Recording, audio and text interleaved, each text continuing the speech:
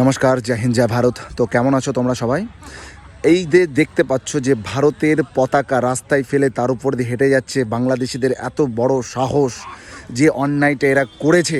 কারণ ভারতকে আমরা মাতা বলি, ভারত মাতা, আর ভারতের পতাকার উপর দিয়ে হেঁটে যাচ্ছে, মনে হয় আমাদের মায়েদের বুকের উপর দিয়ে হেঁটে যাচ্ছে। যদি আপনি সত্যিকারের একজন ভারতীয় হয়ে থাকেন তাহলে এই ভিডিওটা ঝড়ের গতিতে শেয়ার করবেন।